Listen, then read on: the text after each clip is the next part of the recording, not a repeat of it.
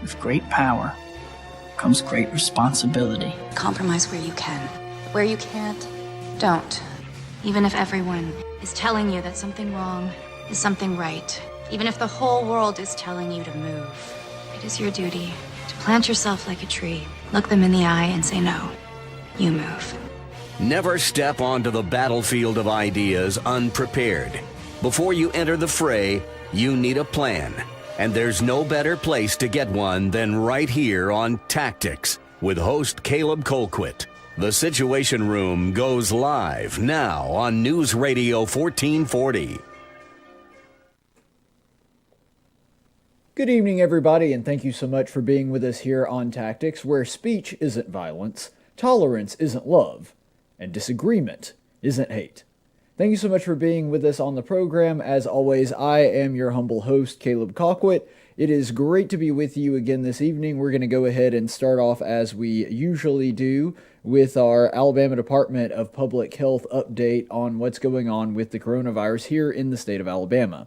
Now, you will notice there that there are 12,376 confirmed cases, 157,566 total have been tested. We actually exceeded 500 today. We hit that mark today, 504 deaths in this state. And then also you can see down there that in the last 14 days, we've had just barely under 4,000 cases. Now, I really want you to wrap your head around that, because that is serious, that is significant, and we talked yesterday about how those numbers are actually going down in the past week, that we had a really bad week the week before. But think about this. If we have just barely over 12,000 cases in the state of Alabama, and we've got nearly 4,000 of those happening within the past 2-week period, that means that about a third of the cases have happened within the past 2 weeks. And that really shouldn't be anything that's too surprising. We'll go over that a little bit with some of these other graphics, but I mean, that is a significant amount that just in the past couple weeks, and this thing has really been going on since the tail end of February. That's really where stuff started making its way to Alabama, where we started seeing cases of the virus. I think that our first confirmed case was the first week in March, maybe the second week in March, but we've been dealing with this for a couple of months now, and the fact that about a third of all of our confirmed cases have happened in the past 14 days, that's a pretty big deal. So let's go ahead and look at the most recent numbers in new cases, and you can see if we're looking at the previous 14-day average, and we were talking about this yesterday, that you can see why a lot of those cases would have been taking place over the past 2 weeks, but you will also notice that since then there has been a bit of a drop-off. And so we had a really, really big day. We had a spike on the 14th there, but it's starting to go down a little bit. We've been hanging out around the 300 mark pretty much ever since then, with the exception of this most recent Sunday. And so really, if you're looking at the statistics, and again, this is something that I've been talking about for a while, that we were going to see a significant spike, and if our neighbors in Georgia and Florida were any indicator, right after that initial spike, we were going to see a decline. So hopefully that comes to us in the next couple of weeks. Hopefully that is the case, but right now, it appears as though what we have going on here is, if you're looking at the numbers and how they're probably going to happen, how they're projected to take place, and this isn't just based on models, this is comparing Georgia, which is a very similar state, obviously more people, but with the exception of the Atlanta, if you take the Atlanta metropolitan area out of Georgia, then Georgia's a state that looks very similar to Alabama in a lot of ways. And the same could be said with Florida, especially the top part of Florida, the Panhandle. Those are areas with very similar climates, with very similar cultures, and so they're a pretty good indication of what our state is going to look like. And they had a significant spike when people started moving around a lot, and then it started to calm down. And so that's most likely what is going to happen here. And remember that we're talking specifically about cases. We're not even talking about people that get really sick with this thing, that have to be hospitalized, people that eventually die. The only thing that we've seen a pretty gigantic spike in the past 14 days in is cases. As we showed you yesterday in our comparisons, the statistics for virtually everything else, hospitalizations, death, those have actually all gone down over the past week. And so we'll go ahead and look at this, and because I think that the increase in testing may be attributing to it, but if you will look at the new testing per day on this graph, you'll see that at least in the past 3 days, we really haven't been doing all that much testing. In fact, we've been pulling significantly less than average testing numbers over the course of the past 3 days. Now, before that, we had a substantial increase in testing, and that may be at least part of the reason that we're seeing more cases coming out today, although the lag shouldn't be that far behind. And so I think that you could see that testing is somewhat contributing to the increase in numbers, but at least the more recent numbers, not that much. And granted, having 290 new cases today, which we do have, is significant, but it's also a little bit below the 300 mark that we've been seeing over the past few days. So it is a little low compared to the daily average, but it's really about on par. I don't even know that it makes sense to talk about it as though it's below average. It's a negligible difference statistically. So the really important stats, as we always talk about, are the hospitalizations and the deaths, because of course we kind of knew this going in, and this was a very common talking point on both sides, that we knew that just about everybody was going to get sick with this thing at some point. Now, we didn't know exactly what that was going to look like. We didn't know exactly what that point was, and we didn't know exactly how much medical supplies we were going to need, how overwhelmed our system would be. But at the beginning, at least, they've moved the goalpost on us since then. But at the beginning, at least, the big talking point was, yeah, pretty much everybody's going to get this virus. And at some point, then everybody's going to get it. The reason that we're trying to flatten the curve, as it were, is to make sure that everybody doesn't get it at once and everybody overwhelms the system. See, here's the transition. Here's the difference. Now, at least part of the country, and I find it just baffling that it seems to have fallen more or less along party lines. Not entirely, but a lot of the people on the left, at least the prominent ones, the blue check marks on Twitter, the people that actually hold elected office, it seems that a lot of the Republicans, for the most part, are saying, we got to go ahead and open this thing back up. And most of the Democrats are saying, no, let's keep it closed down. And I'm not offering criticism, I'm just offering an observation here, that I've even seen the people that are protesting to open it back up, they're all people that are holding giant pro-Trump flags, and I mean, you can tell that they're primarily Trump voters. When we were out on the Capitol steps, when I did a show live from there, you saw a whole bunch of people that were wearing pro-Trump shirts or carrying pro-Trump flags that were the protesters, and then the opposite was true for people that did counter-protesting, and it seems like somehow this thing has become a partisan issue, which is astounding to me. And I think that really it is indicative of the fact that our country is so far gone, it is so divided, that even something like this, that there's no reason that it should be partisan one way or the other, has somehow become a Democrat versus Republican issue. And I've just been really dumbfounded at how all of that happened. I'm not saying that ultimately that you have to be one or the other. I know that there are some people that are looking at it that are still concerned about it, still want to be cautious about it, but still want to open it up. And there are some people that are saying we need to close it up. I mean, for goodness sake, the city of LA said that they're going to remain closed until August, which I would say is a dumb decision regardless of how bad it was there. You never go ahead and decide several months beforehand in an emergency like this that you're just going to continue to be closed. The only logical explanation for that is that the person making the calling the shots and making those decisions is a partisan hack that wants to virtue signal to the rest of the people how virtuous he is and how on board I am with the Democrat agenda, that I'm willing to close it up all the way until August.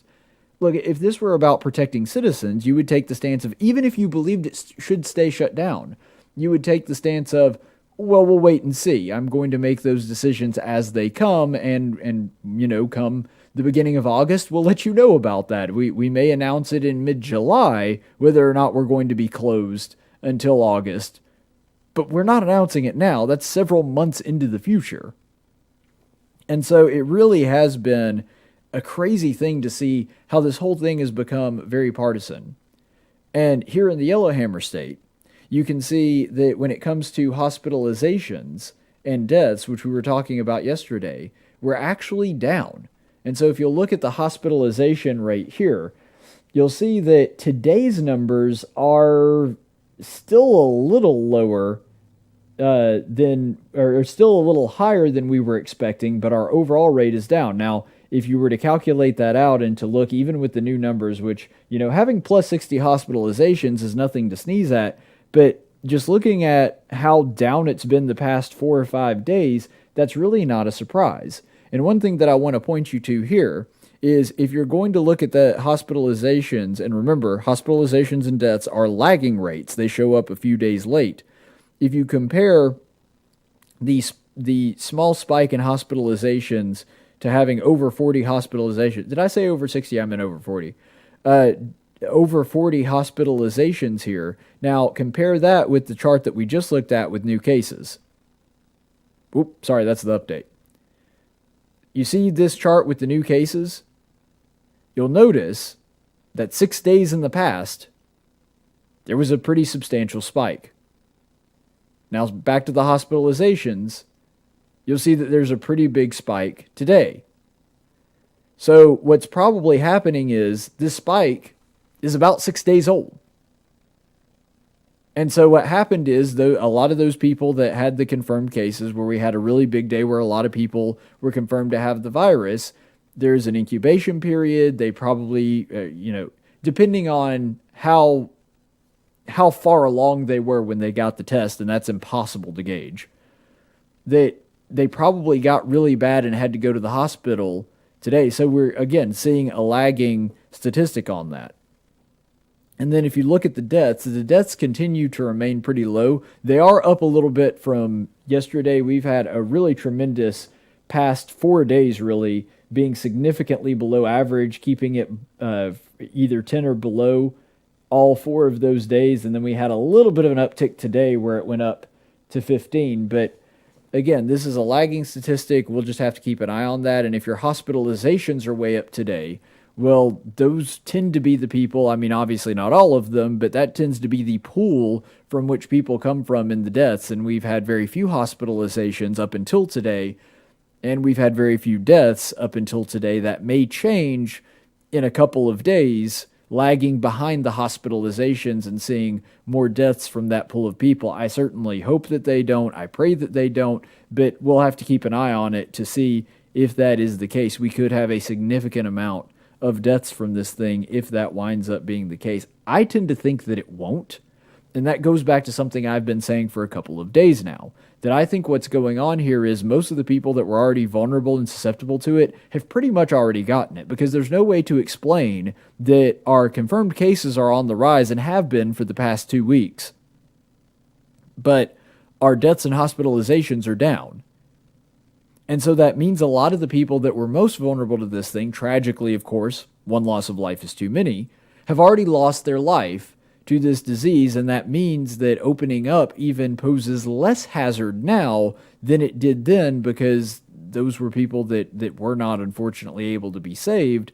And it's not going to cause those same people to be harmed by this. And most of the people that have been able to avoid it, that do have pre-existing conditions that might die from it, thankfully have mostly been able to stay safe from it. So there's even less risk now than there was in the past few weeks. And again, there was really no risk at any of those points anyway, so far as we can tell, because we kept the hospitalizations down. And so it seems as though what's going on here is that everything has essentially gone the way that we originally planned to when we talked about mitigation. And by that, what I mean is we never even really came close to hitting our upper limit of capacity when it came to things like ventilators, ICU beds, overall hospital space. We never even came close to that. And when it comes to deaths, of course, any death is tragic. But we're having significantly less deaths than even the projections that factored in mitigation originally predicted. And that was even if we didn't overwhelm the healthcare system. So not only did we not overwhelm the healthcare system, even the models that were showing a scenario where we didn't also had more deaths. And so we've excelled on this thing in every conceivable way, which means that we're still looking relatively good. And I do want to pivot away from this for just a second, because there was one story that I think it really showcases how incredibly wrong a lot of this stuff was. And this is one of the reasons that I've said from the beginning, even though I agreed with a lot of the social distancing, I agreed with a lot of the guidelines, I agreed with a lot of businesses shutting down when this whole thing was starting out because we had so little information, erred on the side of caution. Those were all good things. Here's the problem. They made it mandatory. That should never have happened.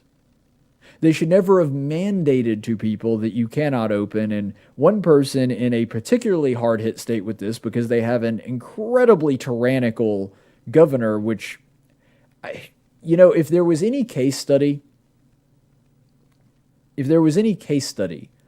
on the dangers of kicking out a really good governor and having a really terrible one, there are two great examples here. Bashar, who replaced Matt Bevin in Kentucky, who is without a doubt one of the best governors in America. And then here in Michigan, we have, Whitaker, that has replaced one of the best governors in Scott Walker in the country as well. And these two states got together, and it's interesting that in both cases, that was largely because of the teachers' union. And so in Michigan, you've got them kicking Scott Walker out and replacing him with, a woman that is incredibly drunk with power. It's obvious with the things that have come out of this state. One that is talking about how, this is the really crazy one that, you remember we talked about this on the program a few weeks ago, how abortion is life-saving and how it is an essential service. Just bat crap insanity. But there you have it. Two states, Kentucky and Michigan, getting rid of two of the best governors in the entire country and trading them out for a wild socialist. I'm not trying to be unsympathetic, especially since I have family in Kentucky. But at the same time, I kind of look at those voters and say, I'm sorry, you got exactly what you voted for. I don't take any pleasure in the fact that you're having a hard time of it. I don't take any pleasure in the fact that you guys have awful executives running your state. But at the same time, this should be a lesson for the future. That maybe it makes sense to have somebody that is a little bit more level-headed, that is a actual fiscal conservative, that actually wants to do things right for your state and cares about the people, and it's not about virtue signaling to their buddies in D.C. Maybe that makes a big difference, and I think this is a pretty good case study in it.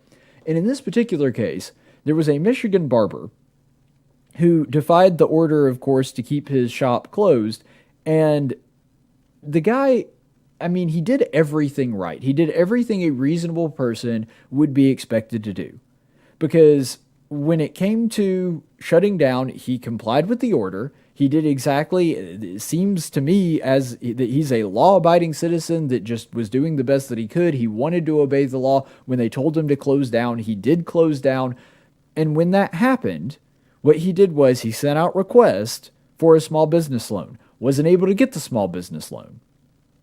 He tried to go through the system and handle it the way that his government prescribed to. He jumped through all the hoops. He went through all the channels. They still didn't allow him to have a small business loan. And so he's continuing to keep his shop closed. He's trying to wait on the system to work itself out. The system isn't helping him. So eventually he says, look, I'm going to lose my business if I don't open my doors really soon. And so he does. And when he does, he takes all the necessary precautions. He sanitizes the chairs literally every single time a person hops out of the chair and he gets a new customer to come in. He sanitizes the chairs. He's actually moved several of his chairs out so that the chairs can be far enough apart. I mean, the guy takes every precaution. He's trying to do the right thing. He's trying to be reasonable. And then the state tells him that he's still got to close. And so what happens is, and I love this part of the story, and it's very reminiscent of some of the sheriffs here in Alabama that have said, no, we're just not going to enforce this on churches and businesses. They're just trying to do, they're trying to exercise their constitutional rights. They're trying to do the things that they believe in. And so we're not going to enforce these insane stay-at-home orders. And so there in Michigan, the state police are ordered to arrest the man, and they refuse. They just straight up say, no, we're not going to do it. Which, I mean, bravo to those guys. They've got some serious cojones going forward with that. The state police just straight up refuse to arrest the guy. And I applaud them for that. I mean, I don't like the idea of police officers making their own decisions on which laws to enforce. I think that there's a reason that discretion ought to be limited. I think that, of course, law enforcement officers ought to have some discretion. I think that that's actually a good thing, and even our legal system allows for that. But when it comes to things like this, the state police refuse to enforce it. First of all, we have to keep in mind that these things aren't even actually laws. They are edicts that are passed down through an executive power, sometimes legitimately given to the governor through Congress. For example, even though I disagreed with Kay Ivey's order, I agree that constitutionally, according to Alabama's constitution, she did have the right to issue them. She shouldn't have that power, but she does. But I think that this is, first of all, a glaring example of why no governor, no one person should have that kind of sweeping power. But second of all, and I think that this is a lesson that we can take away from it too, that no matter how much power you grant to an executive, no matter how much power you grant to somebody in a high office, they got to have the people on the ground actually willing to execute those orders in order for it to work. And that's part of the federalist system. That is part of the design. That if an executive was going to be wildly power hungry and was going to do something that made no sense, if it was going to target people like this guy just trying to make a living and feed his own family, that person, if the police officers and the people on the ground, the local enforcement that is in charge of doing that, they see some kind of grave injustice done, they're going to say no. That's actually a function of federalism that we specifically worked into the system. And it's something that acts as a check on people that believe that there are no limits to their power. It's a very wise instrument that is worked into the system, that is a feature of it, not a glitch. And it is a check against tyranny. And so this same guy, state police refuse to enforce it. So what happens then, the government agency that is in charge of licensing barbers decides to pull his license. And in response to that, the guy basically says, okay, pull my license, don't care. Shop's still open, still cutting hair. Him losing his license did not inhibit his ability to cut hair. I'm sure his haircuts look exactly the same now as they did then. He didn't magically forget how to cut hair just because he didn't have a piece of paper that told people that he can cut hair. And I find it absurd that virtually every state in the nation has a licensing system for barbers anyway. Even though I tend to be very libertarian on these kind of things, and I tend to very much oppose licensing as much as humanly possible, there are some areas I get it. I understand why not any person can just call themselves a doctor and be allowed to practice medicine. That makes sense to me. I don't like government intervention. I would rather there be an even lower amount of government intervention there if possible. But ultimately, I do see that there is a vested interest in the state and in the citizens of said state for being able to know whether or not the guy who you're going to have, surgery, perform surgery on you, that that guy is an actual medical doctor. And that if he is practicing medicine and does not have a license like that, then okay, there doesn't need to be a legal penalty for that. That is grossly endangering a person. Barbers, really? What's the worst thing that happens? They give you a bad haircut. Your sideburns aren't even. Like, that's the worst thing that can happen to you. Look, if somebody's a lousy barber, the free market will take care of that. People just stop going to that barber. And then that'll actually reward and eliminate competition for people that are actually good and competent at their job. There's no reason for the government to be regulating barbers. That's ridiculous. I've never heard someone make a compelling case for that. I did have one guy that was actually involved at one point in the state legislature here in Alabama try to make that case to me. And I like him, super good guy. I one of the best people I know, but I think he's wrong on this one. He was talking about how what it really boils down to is making sure that the people there are operating healthily, that they're not doing things that would be issues with sanitation, which it's a close contact industry. I get it. Why can't we do that the way that we handle the food system? We don't license cooks. We don't license chefs. I know because I've done those jobs. I've worked in restaurants. I've cooked people's food. And it seems to me that you would be far more likely to injure somebody and bring some kind of injury upon them by mishandling their food than you would by, accidentally cutting their ear. I mean, neither one's good, but you're going to do an awful lot more damage to somebody if you're mishandling their food or you're not cooking the food properly. And we don't seem to have a problem with that. We don't have to license cooks. We'll take an establishment, a restaurant, an individual business and give them a health food score. And I see that the state has a vested interest in that. That makes sense to me too.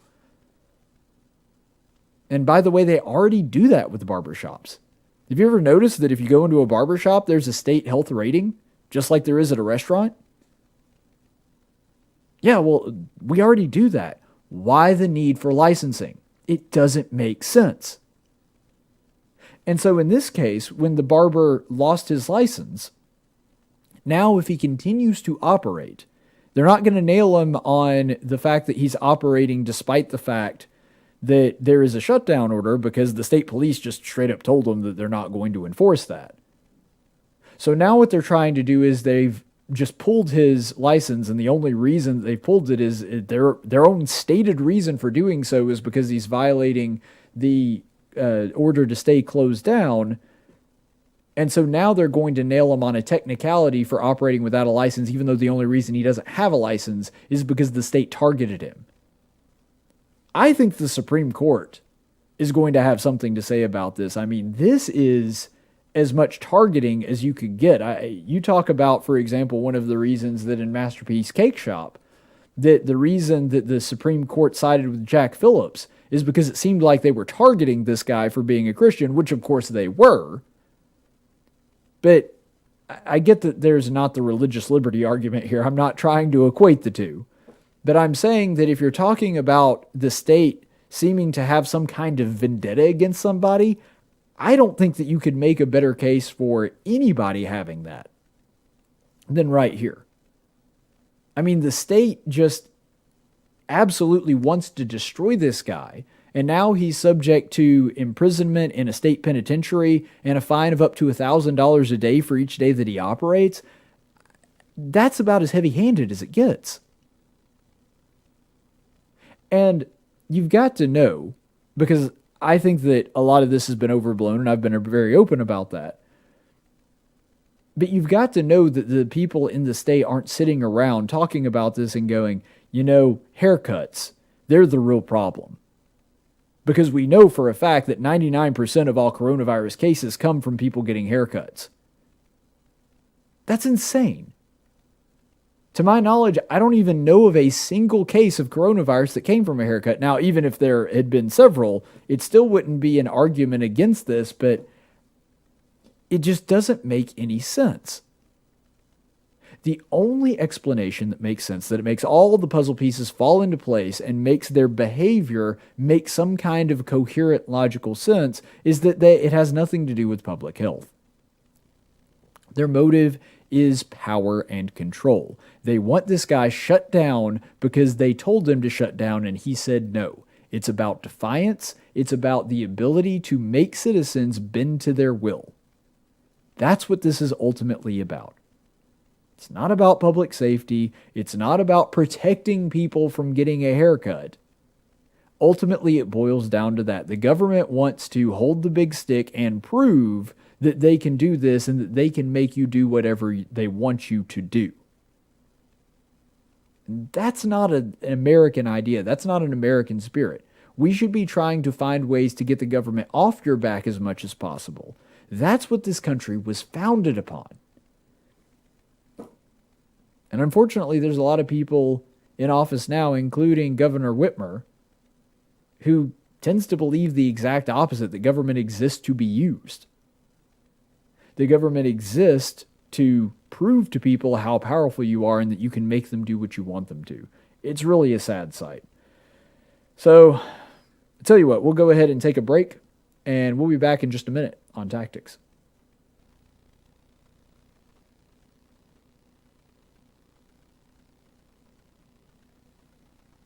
And now for a reading from the Social Justice Warrior Bible with Pastor Gregory Post. Welcome in. I'm Gregory Post, head pastor at the Eternal Living Word Trans-Denominational Community Church and Coffee House in Novato, California. Now it's time for a reading from the SJW Bible. Today's reading will come from Leviticus chapter 10, verses 1 through 10. Now Nadab and Abihu, the sons of Aaron, took their respective fire pans, and after putting the fire in them, placed incense on it and offered strange fire before the Lord, which he had not commanded them. And the fire came out of the presence of the Lord, which created a wicked cool light show for them to see and totally got everyone feeling the Spirit's presence. Then Moses said to Aaron, "It is what the Lord spoke, saying, even though I didn't command you to use this strange fire, I totally understand your need to express yourselves in worship and keep yourselves entertained." So Aaron therefore danced and yelled with joy, knowing that his sons were having a good time at worship. Moses called out to Mishael and Ezer, and the son of Aaron's uncle Uzziel, and said to them, "Come forward, carry your relatives away in front of the sanctuary outside of the camp, for they have fainted from being overwhelmed by the power of God's coolness." So they came forward and carried them still in their tunics outside the camp, as Moses had said. Then Moses said to Aaron and his sons Eleazar and Ithamar, "Do not uncover your heads, nor tear your clothes, because God wants us to always be happy, and as long as we're happy, He's happy. Therefore, if worship doesn't give you an overwhelming sense of euphoria, you need to find another congregation, preferably one with a more dynamic pastor and band." So they did according to the word of Moses. And the Lord spoke to Aaron, saying, "Do not drink wine or strong drink, neither you nor your sons with you, when you come into the sanctuary, so that you will be able to drink more once you arrive. It is a perpetual statute throughout your generations. And so as to make a distinction between the holy and the profane, between the unclean and the clean, because when worship stops being fun or feels judgy, then it becomes profane and unclean." Wow, so inspiring. This has been a reading from the SJW Bible. And remember, the only truth that matters is your truth.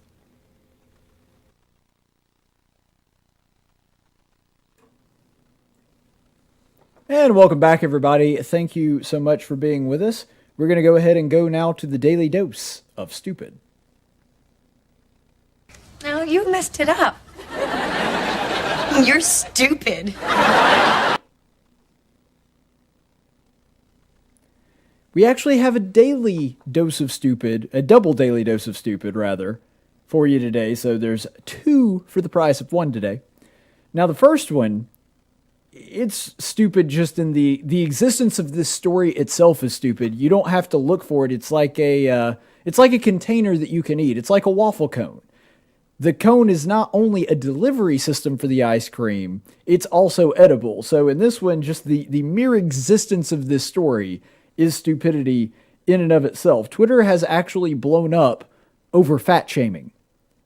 I kid you not, this is the big topic of discussion that is going on right now, whether it's okay to call somebody fat or to talk about, you understand, this is a common social justice warrior talking point. So to understand where all this came from, Anderson Cooper the other night asked Nancy Pelosi in an interview about Trump using hydrochloroquine, and apparently he's taking that. I didn't know that. I'm not sure exactly why. I mean, obviously I haven't been following this all that closely. I learned it when Anderson Cooper was talking about it. But here's Anderson Cooper talking to Nancy Pelosi, taking hydrochloroquine, and he asked her whether she thought it was a good idea. So this is Anderson Cooper and Nancy Pelosi's response. As far as the president is concerned, he's our president, and I would rather he not be taking something that has not been approved by the scientist, especially in his age group and in his, shall we say, weight group, what is morbidly obese, they say. So I think it's not a good idea. Okay, so a couple things here. First off, President Trump has the best doctors on earth. If he's taking hydrochloroquine, there's a good reason for it. If they've actually given him some kind of regimented hydrochloroquine just in case, I don't understand why. I'm not a doctor. I've looked at some of the studies. There have been some studies that seem to be pretty darn conclusive that hydrochloroquine doesn't really help. Maybe it does, maybe it doesn't, I don't know. Maybe Trump's doctors are seeing some information that I'm not privy to. But if that's something that the White House doctors are recommending to him, there's probably a pretty darn good reason. And they certainly wouldn't be administering that treatment to him if they believed it had some kind of really negative side effect or something that was going to put him in some kind of mortal danger. I realize that there are very significant side effects to this drug, including even blindness, but that tends to come to people that are taking large doses of it every single day. This is presumably a much smaller dosage, and there's no reason for the president to stay on this for the rest of his life. And so, first of all, the premise is a little weird. This is something that would be harmful. But the funny thing is, virtually everybody that's talking about the jab that she took at the guy's weight, talking about how he's morbidly obese, which, I mean, let's be honest, Trump's a big dude. Like, this isn't some kind of well-guarded secret. I don't know if he technically qualifies as morbidly obese. I'm not, again, sure about his body mass index. I'm not a physician. I don't know what actually qualifies as that. But if he actually does qualify as morbidly obese, I don't know that's possible. I don't really see this as a big deal. But everybody that is talking about it, that this hashtag blew up, it's all people on the left. That's one thing that really astounded me for it. Because I went into this thing expecting that there were going to be a whole bunch of the Trump supporters that were livid at this, that were very angry at Nancy Pelosi. That's what I was expecting. I was expecting another example of the let's switch jerseys, that now all of a sudden the people on the right are the ones that are concerned about fat shaming and the people on the left are the ones that aren't. Actually, no. Everybody that was talking about it was on the left. And what I find so hilarious about this is there were some people on the right that were commenting on it, but they were commenting on the hypocrisy of the left being very concerned with fat shaming and we should never say anything or even mention somebody's weight. And then now when it happens to Trump, defending Nancy Pelosi. Now that's a legitimate talking point. But the left is not characterizing it that way. What they're saying is that there are a whole bunch of people on the right. And again, I only saw I scrolled through Twitter for like a solid 20 minutes on this hashtag. I maybe saw 2 or 3 people that seemed like they were actually on the other side of this fight. And none of the blue check marks, your Ben Shapiro's, your Matt Walsh's, your Glenn Beck's, all the other conservatives, the people on News Radio 1440 like Sean Hannity and Mark Levin. Those were not the people that were talking about this. It was a bunch of random people on the left on Twitter. And the funny thing is the reaction has basically been like, they jumped to and rushed to defend Nancy Pelosi and saying that didn't qualify as fat shaming. And people on the right basically treated it like it wasn't a big deal at all. And then the reaction from the left was, everybody on the right is so mad. Why are you so angry? Oh, President Trump, he can say whatever he wants to about people and insult people, but Nancy Pelosi can't. And the people on the right are just, they're scratching their heads like, we didn't make a big deal out of this. Like, nobody on the right's mad.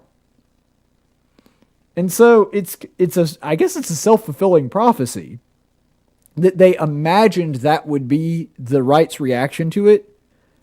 And because they imagined that would be the big Trump supporters, the diehard loyalists on Trump's side, would be very upset about this, they reacted to it as though that were really the case. But it's not happening. Not even the most fervent Trump supporters, guys like Charlie Kirk on the right, are even talking about this thing. I mean, it's basically just been one giant collective yawn from the right. Which, by the way, makes sense. We don't care about stupid crap like this. I mean, I'm not even the world's biggest Trump supporter, but even the people that are MAGA all the time aren't even really talking about this thing. So she called the president fat. Big deal. First of all, he is fat. Second of all, even if he weren't, it's just a dumb personal attack. It doesn't really move the needle or do anything. The only thing that I think is a legitimate thing to point out is that the left makes a big deal about fat shaming when it's somebody that they really like. And all of a sudden when it's somebody that they don't, then they're perfectly fine with it. When it's somebody like Tess Holliday that people on the right point out is like, no, she's not really somebody that people should emulate as far as a fitness regimen goes. That all of a sudden they're called hateful and closed-minded and all these other things, and they come out with all these fancy hashtags like fitness looks different for different people. Well, no, it actually kind of looks pretty much the same for everybody. I mean, granted, there are some people that, because of injuries or whatever, can't get to the level of fitness that other people can. But the standard of fitness is more or less uniform. There might be some variations, but if you're carrying an awful lot of extra fat, you're not in good shape. And that's just an objective truth. But all of a sudden, when Nancy Pelosi is the one that points that out, everybody else jumps to defend her. And it's just like, why? Here's the issue. What's actually being played out here, and the reason that people on the left are actually talking about this, is because it's an internal conflict with them. What they are experiencing is cognitive dissonance. That somebody on their side that is a member of the woke brigade that is supposed to be more enlightened is talking like somebody on the right, calling somebody fat and pointing that out. And pointing out that it's not healthy, which it's not. And see, then they're at a crossroads because they don't know how to handle it.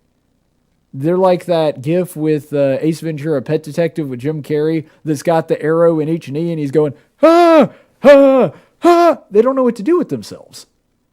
They can't figure it out because they know that they're supposed to be angry at people for fat shaming, but they also really like the fact that she did it to President Trump, and so now they're caught between a rock and a hard place and they don't know how to react. That's what's going on here. That's what's playing out. That's why it was trending. It's a bunch of people on the left having an internal debate with themselves about what they really ought to do. So that's really the issue here. And the thing about Trump is the guy's known for his personal insults. He's said stuff way worse and way meaner spirited and more spiteful than this. We all know that. I do wish that our politics were classier than this. I really do. I do wish that we didn't have the Speaker of the House calling the president fat on national TV. And I also wish that our president wasn't calling people fat on national TV. And there weren't countless hours of footage of the president making personal attacks against people. Yeah, in an ideal world, that's what I really wish were to take place. But that's not the world we live in. And the same people that didn't make a big deal about it when Trump was throwing the insults at people and calling Rosie O'Donnell a pig or whatever, those are the same ones that aren't making a big deal out of it now. I mean, I remember that Bill O'Reilly interview back when President Trump was running for president, where Bill O'Reilly, a person that most people kind of consider on the right, even though he's actually pretty moderate, he's center-right, got on the program and reprimanded President Trump, a longtime friend of his, and then candidate Trump, for calling her a pig and saying, why can't you just make the attack without making it personal? And so the whole narrative falls apart. I wish our politics were classier than this. I really do, but guys, they're not. And we're fooling ourselves if we think that they are at this point. But I will say on the left, this is a side effect of living in a bubble. They live in such a closed-off bubble that only has their certain people on the left, people that think like they do, people that are very concerned about being woke. They live in such a secluded little bubble up in their ivory tower that they think, because they've heard from their buddies about this story, that must be that there's all there is to it. Because if they heard from one of their buddies on the left that, oh, the right's going to freak out about this, they assume that it's happened. They don't actually know anybody on the right to react to. And so they just act as though that's how it happened, even though it's not really happening. That's the danger of living in that bubble. You assume that everybody else is talking about it because people in your circle are talking about this story. But the truth is, there's just not that many people talking about it, to be perfectly honest. Not outside of the Twitterverse. So the second Daily Dose of Stupid has absolutely nothing to do with any of that. It's completely disconnected. But the left is going nuts over this brand new documentary that's supposed to be coming out on FX on Friday. And it's about Norma McCorvey. McCorvey? I think that's how to say it. McCorvey. Now, for the 98% of you that don't know her, and by the way, I'm in that 98%. I just now learned who she was today, researching this story. I mean, you can tell I didn't even know how to pronounce the woman's name. So I've never even heard of this chick. So here's the backstory. She's Jane Roe from Roe versus Wade. So you may know that in Roe versus Wade, there was actually an anonymous plaintiff. And that plaintiff was Norma McCorvey, but that they didn't know that until years later. And so the plaintiff was completely anonymous. Even after the decision came down from the Supreme Court, we didn't learn who the identity was until like a decade later, something like that. Anyway, so I learned a little bit about her. I learned a little bit about her background. And guys, her life is a royal mess. Like, regardless of where you stand on pro-life, pro-choice, whether you think she's a good person or a bad person, her life is a mess. And based on this, she had to deal with it, and some of it's not her fault. Like, she had to deal with child abuse. Well, that's not her fault, but that's also part of the reason that she's kind of messed up. She also had a teenage marriage that was very unhealthy, didn't last, and then had a bout with lesbianism and had a girlfriend for a long time who she then renounced in the 90s and said that she had come out and converted as a Christian, but that wasn't necessarily what happened, and it wasn't legitimate, it wasn't real, it was all an act, and we'll actually talk about that a little bit later in this same segment. And then she's had 3 children, wound up keeping the first one and gave the other 2 up for adoption, which, I don't know, considering the circumstances of her life, that's probably a really good thing that those kids went to different families. But apparently, there were also some discrepancies with how all this played out. For example, in the case that we're talking about with Roe v. Wade, there was a time where she had claimed that pregnancy was the result of a rape. Then she came out later and said that she was lying about it because originally it wasn't rape. And then she said, no, it was rape, and that's how I got pregnant. And then later she admitted she made the whole rape story up. So, like, this woman is, you know, a prime candidate for the Jerry Springer show is probably the nicest way to say all of that. But there's a quote here by her that I think is really telling. Quote, I know how I felt when I found out that I was pregnant, and I wasn't going to let another woman feel that way. Cheap, dirty, and no good. Women make mistakes. They make mistakes with men, and things happen. It's just Mother Nature at work. You can't stop it. You can't explain it. It's just something that happens. And that, of course, is talking about when she made the decision to get an abortion, which, by the way, wound up not happening because the case got tied up in the court and she had already given birth by that point. And so what happened is that son or daughter, I don't know which, wound up going to adoption. I really wonder how the family that wound up receiving that baby feels about whether or not she chose to abort her child or adopt. I bet they're probably pretty glad that she wasn't able to get an abortion, that she did instead have to give her child up for adoption. Granted, I don't know, and I don't even think there's legally a way to find out who wound up with that baby or how that happened, but I tend to imagine they're pretty glad that the law did not allow her to get an abortion at that point. But nonetheless, the essence of this quote is just completely wrong. And what I go back to is saying, well, I felt when I found out that I was pregnant, I felt dirty and cheap and no good. That wasn't the pregnancy. That was because of the sex. You were having regret based on your decision. And she goes on to explain this, that women make mistakes and they make mistakes with men. Well, yeah, but the answer to that mistake is not killing your child. That's the thing. That's not going to change the fact that you slept with somebody that you shouldn't have. Here's the issue with the whole free love movement and you should be able to have sex with anyone. And this is actually the prime ground zero, I guess you would say, of how we even got to a culture that can be accepting of something like abortion, as atrocious and vile as it is. There's a lie that's being told here and has been for decades now, that human beings naturally are built, or, well, they're not really even designed, they're just evolutionary creations. Even creation isn't a good word. It's hard to even describe this. That we're basically all just sentient rocks, and that we're just acting out in a play the way that we always have, that we don't really have free will, and that ultimately we have suppressed our sexuality, and so opening up the sexuality to everybody and you can just have sex with whoever you want to, whenever you want to, that's something that's going to be liberating and psychologically better for us. It's a lie. Even women that see no moral scruples whatsoever with sleeping around, with sleeping with as many men as they want to, they feel that regret. Now, they can deaden themselves to that regret over time, but God didn't design us that way. He didn't design us to have multiple sexual partners. Even men who, frankly, probably handle it better than women, just because, we're more sexual beings than they are to some degree, we can't handle it. It's psychologically not good for us. We're not designed to do that. And so this is especially true with women, although it's true with men as well. There creates inside of us a contradiction. Our conscience starts working on us, and there is an awareness by us, psychologically and spiritually, that we've done something wrong.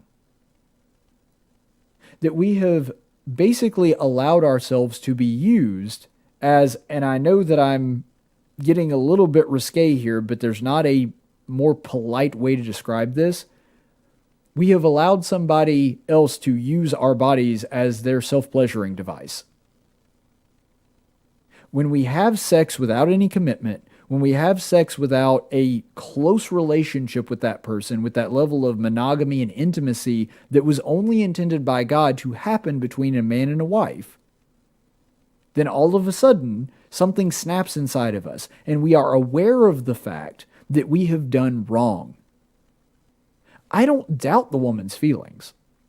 I imagine that when that happened, she did feel dirty and cheap and used, and that was a bad feeling that she didn't want other women to experience. That sentiment is probably 100% correct. But that didn't come from her getting pregnant. That came from the sex. That came from her knowing that she did something she shouldn't have done. And so, the answer to that is not to kill the baby. Heck, that makes it worse in most cases. There's a reason, there's a psychological damage that goes with abortion. There's a reason that women, even if they're pro-choice, feel depression after going through a traumatic experience like that. And so ultimately, it really does highlight one of the primary issues underlying the entire pro-choice movement. That the action that creates that is wrong, because you can tell in the way she talks about it. She's like, it's just Mother Nature at work. It's just, you make mistakes and it just happens and there's not much you can do to control it. No, you can. That's the thing. You have the option of abstinence. You have the option to not jump in bed with people to whom you are not married and you don't have a firm commitment with. And that's really the issue that's underlying all of this. And so apparently the same woman in 1995 wound up actually converting to the pro-life movement. And apparently that was a lie. According to this new documentary, and they have it, a recording of her in her own words, and this is what has been making the news rounds today, that she didn't actually convert, that she didn't actually become a Christian, that she did not actually become somebody that was pro-life and change her beliefs. She did so because she was offered a lot of money for it. Now, I'm guessing there are probably some details left out of that. I don't know. Frankly, I don't think that it makes much difference. But ultimately, when she reveals that she was paid to convert, that this wasn't something that was genuine, the director of the documentary, and based on what I read in this thing and in this article by the LA Times, I tend to agree with him. It seems like she was used by both sides. In other words, that she was young and vulnerable, and let's face it, her life is not exactly together. And that's probably part of the reason that she went into this case with anonymity, as opposed to just being who she was and revealing that to everybody from the onset, is because the pro-choice movement knew, look, this is not a good person to be our spokesperson. And so that's what happened, and they went forward with that. But the funny thing about the left, and I think that I should let somebody on the left speak for themselves, and it almost wouldn't be a double daily dose of stupid if we didn't have AOC mentioned in it at some point. You can see this tweet by AOC. This is what the people on the left are celebrating, finding out that her conversion was not real. So this is Alexandria Ocasio Cortez. Wow. Norma McCorvey, a.k.a. Roe of Roe v. Wade, revealed on her deathbed that she was paid by right-wing operatives to flip her stance on reproductive rights. So like many things in the right-wing operations, it turns out a huge part of the anti-choice movement was a scam the entire time. Well now, guys, you know how often I make fun of AOC. But here she has a great point. Because every pro-lifer I know base their stance off of Norma McCorvey. I mean, whenever I ask somebody on the street, whenever I meet somebody that's in the pro-life movement, wherever I see somebody that's protesting outside of a Planned Parenthood or somebody that's there at the March for Life in D.C., and I ask, so, just out of curiosity, why are you pro-life? They're like, oh, Norma McCorvey. It's no doubt. She's definitely the reason that I'm pro-life. I've never even heard of this chick until today. And granted, maybe that's because I'm younger, maybe because back in 1995, I was far more concerned with whether or not I was going to have a strawberry or chocolate Pop-Tart for breakfast. But the point is, the idea that she is somehow instrumental to the pro-life movement, and to put it in AOC's words, that a large part of the pro-life movement is just a complete scam, I don't know of anybody that based any of that on it. Now, if there were pro-life people that actually did pay her to do this and paid her to be a spokesperson, knowing that she wasn't really a pro-life person and didn't really change her beliefs, that's kind of a rotten thing to do, and it's definitely not good, but the idea that this somehow significantly damages the pro-life movement, that all the pro-life people would suddenly be like, yeah, we're cool with baby murder. I mean, now that Norma McCorvey turns out to be a fraud, well, yeah, just kill as many of them as you want. That's just retarded. Nobody on the left or right could seriously look at this and think that this is going to be a significant blow to the pro-life movement. Again, I don't even know of anybody that knows about this. This is the first time I've even hearing this story. I had no idea who this person was. And even if somebody that were really big into the pro-life movement, even somebody that really were preaching this night and day, somebody like, the founder for the March for Life, or somebody like that, The woman that is depicted, obviously not the actress, but the woman who is depicted, Abby Johnson, Unplanned, the movie Unplanned. If it turns out that she says, you know what, it was all a farce, I was just paid by pro-life people, and I was never really pro-life. I mean, yeah, that would suck, but is it going to change my stance on pro-life? No. That's not the reason people get into it. That's not the reason people believe that killing a child is wrong. And I really do think what's going on here too, because you have to be ignorant of history to even believe that. Remember that this woman converted in 1995. Does AOC, I mean, granted, she's the same age as me, so she was probably worried about her Pop-Tarts when 1995 was going on as well. Does AOC really think that there were no pro-life people before 1995? Like that this is the big nexus of the pro-life movement, and this being gone now creates a significant blow to them?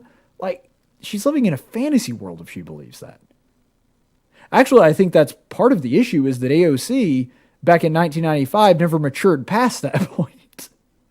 That unlike the rest of us, she was still primarily worried about what flavor of Pop-Tart she was going to have for breakfast. But anyway, it does, though, highlight a giant difference in conservative principles and ideas and liberal principles and ideas. Generally speaking, people on the right, they don't base their ideas on people. Their ideas are based on a series of logical conclusions they have derived from their own ideology.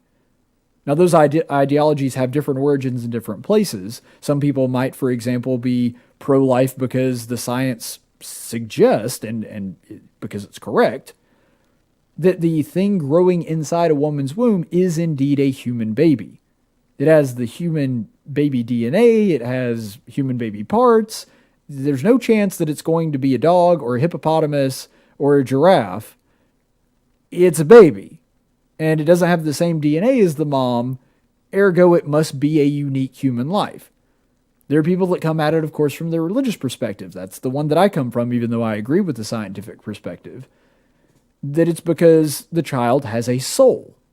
And because it has a soul given to it by God, then it is wrong morally to kill that child because it is a unique human life. There's different ways that you can arrive there, but the point is, it wasn't based on a person.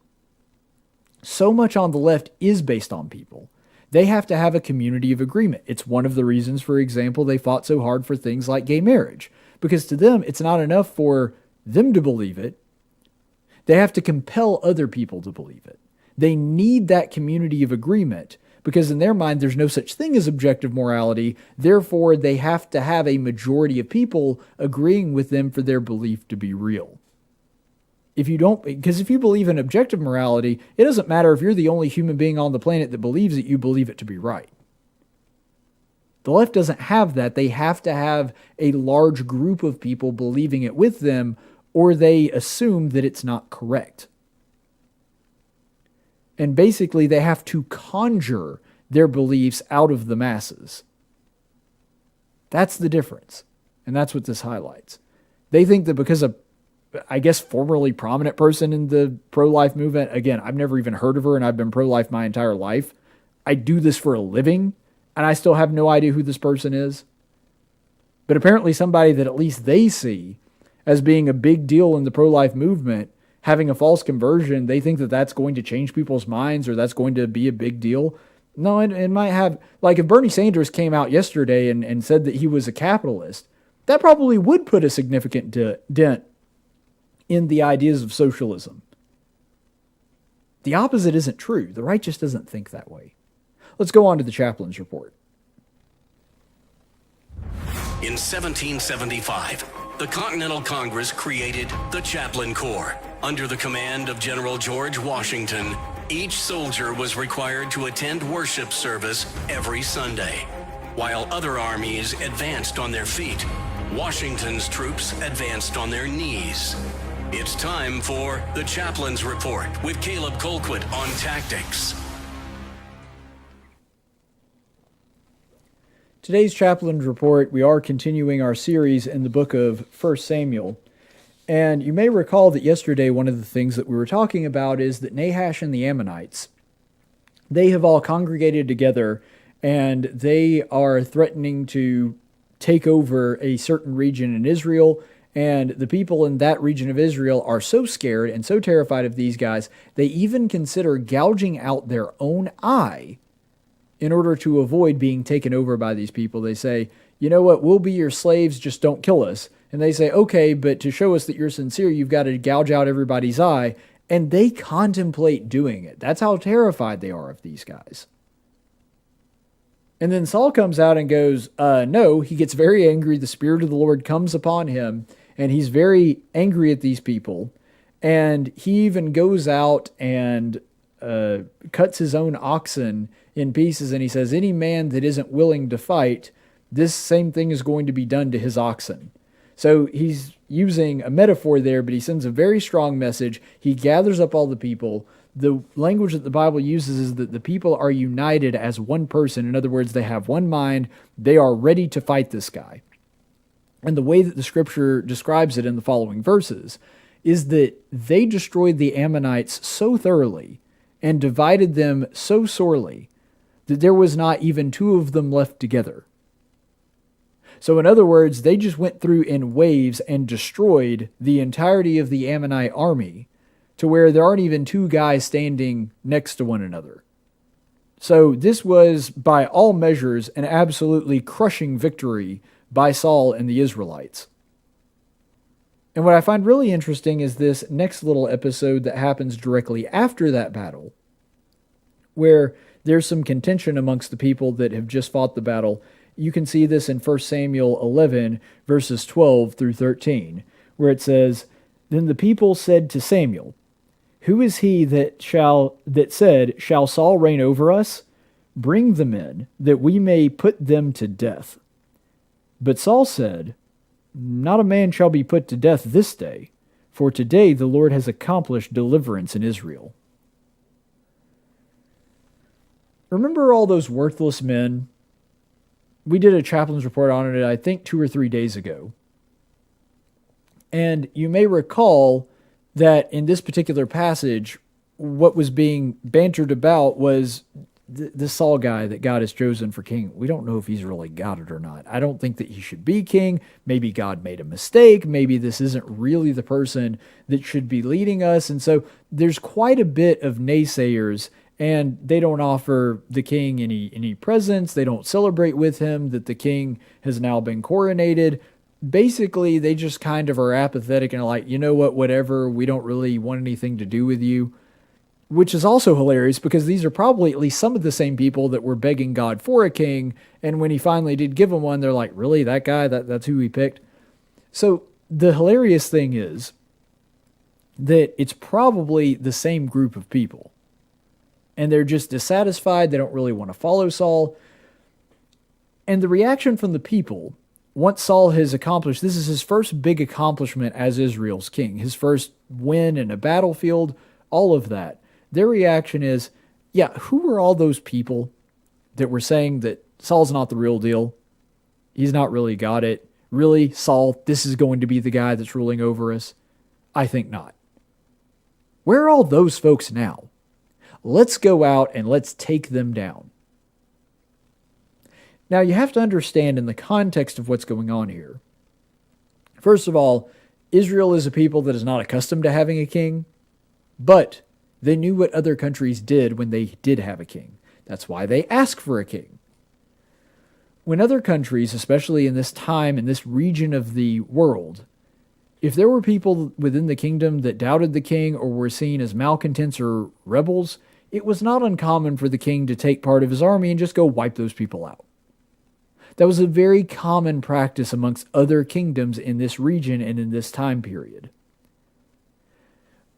But this is a point where Saul comes to a crossroad. Saul has to decide, what kind of leader am I going to be?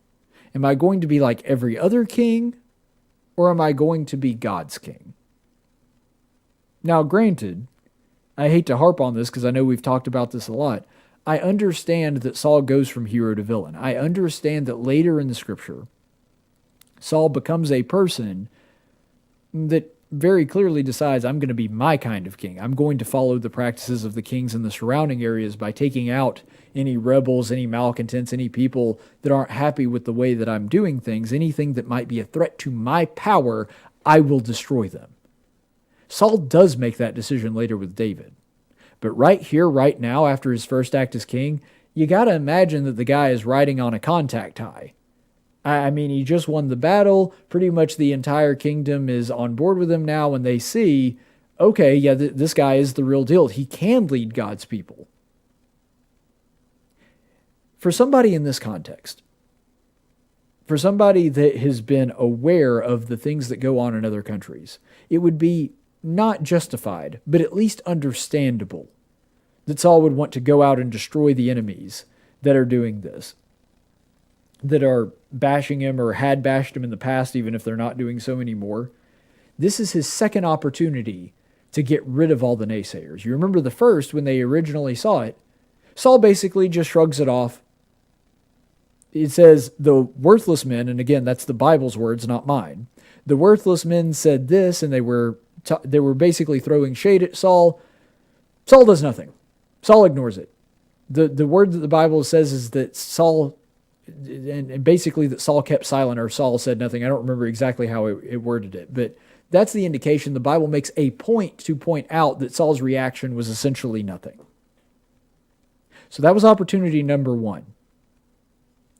Now he's come to opportunity number two, where he has the ability to go hard and fast and to take out everybody that doesn't think he should be king.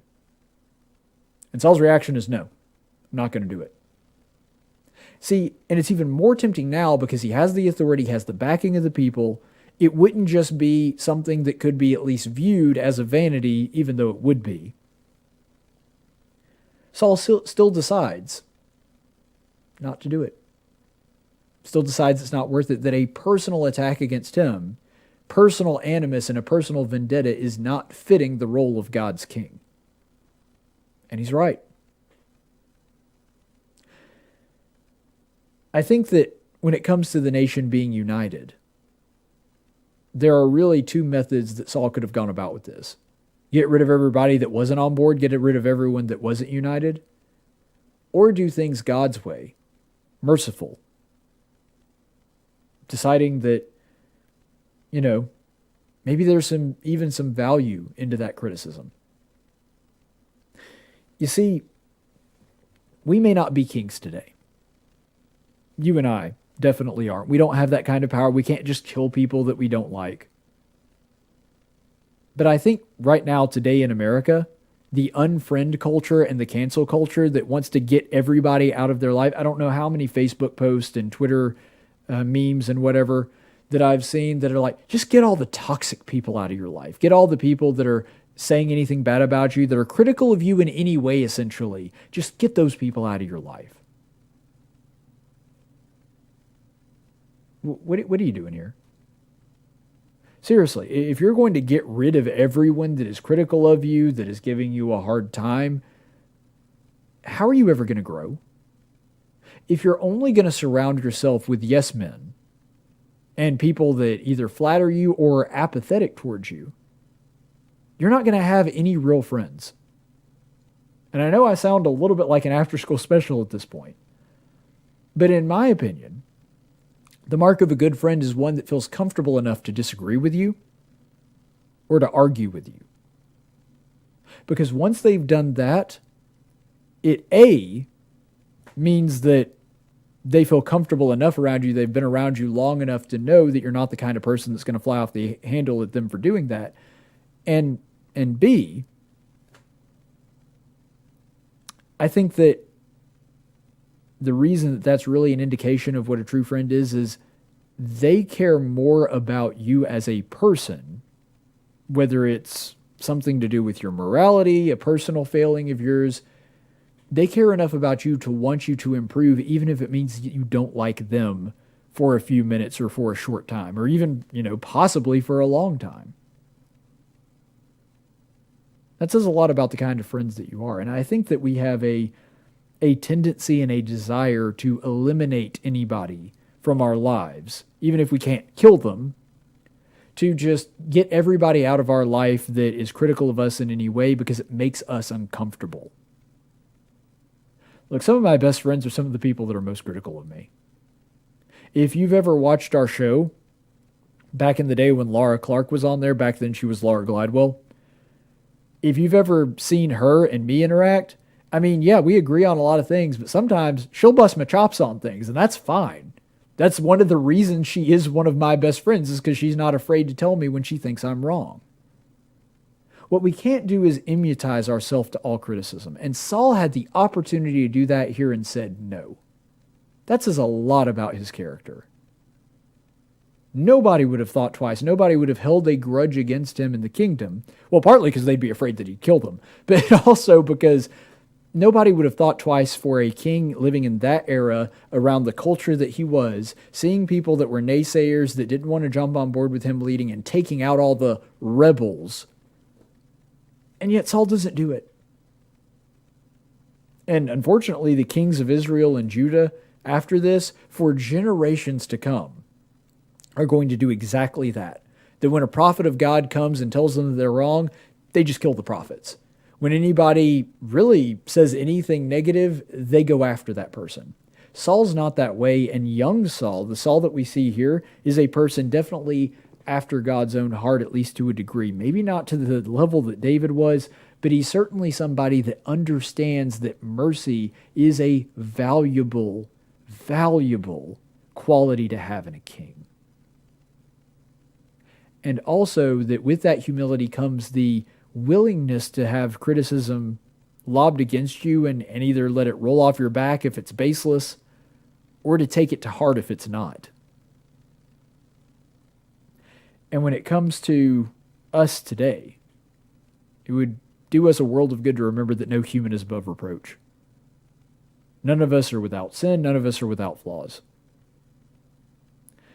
And so we have to be humble enough to accept that and remember that if there's somebody that's criticizing us, if there's somebody that is, treating us poorly, yeah, maybe that's a them problem. Or maybe it's an us problem. And even if it is a them problem, even if they're in the wrong, that doesn't mean we should just cut that person out of our life. The cancel culture has been something that is so antithetical to the way that God expects us to live. When Jesus teaches us to love our enemies, I don't think he meant love them from a distance, love them from arm's length, love them, but never really actually interact with them or talk to them or have a conversation with them and just tune them out every time they say something negative. Yeah, that's not what Jesus taught, and Saul's kind of modeling that for us right here in this passage. If we want to be like young Saul here, then we have to be willing to take the criticism, and whether it's based in something legitimate or it's something like this that is completely baseless, we can't be so thin-skinned that we allow it to drive everyone that disagrees with us out of our lives. Stay the course, friends. Tactics is a production of News Radio 1440 and Cumulus Media Montgomery. Opinions expressed on this program are those of the host and do not necessarily reflect the opinions of Cumulus Media or our business partners. Graphics by Jessica Dawson. Video production by Jackson Dean. Broadcast studio provided by Faulkner University. Location studio provided